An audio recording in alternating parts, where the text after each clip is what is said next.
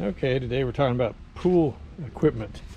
This is a Hayward, I think it's a 4820 if I remember right, filter. Uses one of these single handle control valves. I'll show you what failed on here in a minute. This is the top of the valve, and you push the thing down, move it around, and it changes this thing inside. You see the O-ring seal on it.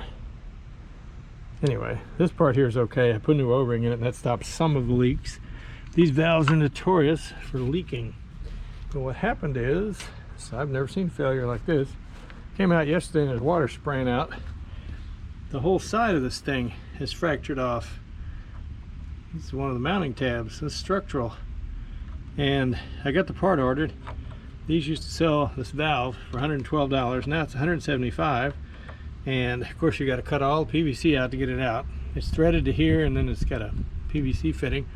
And these things are notorious for failing on these fittings. For some reason they crack, even though they're NPT threads. They say put them in hand tight with thread sealer, which I've done on multiple ones, and you give them 3 or 4 months and they start leaking.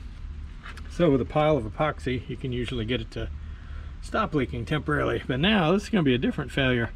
If I can epoxy this in and do some reinforcement fiberglass mesh in here, possibly on the outside, it may hold for a few days until the new part comes in. And then all you gotta do is unscrew this filter, move it out of the way, saw cut all this stuff, put in some new PVC, and in theory you're back in business. But I don't know, this is the 3rd or 4th one of these valves that's leaked. Kind of an interesting design. I got friends that have the same filter and they said they've got the same problem. Valves leak after about 3 months. Anyway, here's the rest of the filter tank. Here are the elements. The elements are new. Put these in about 4 months ago. These will work. And now watch the tank burst. I've had that happen.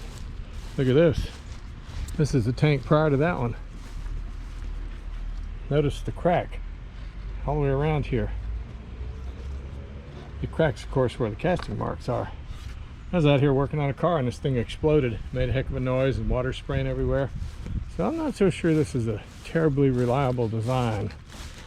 But anyway, I'll glue this back on. We'll see what happens. If it works for a day or two, fine. If it doesn't, well, oh well, I'll turn it off, wait for the new valve.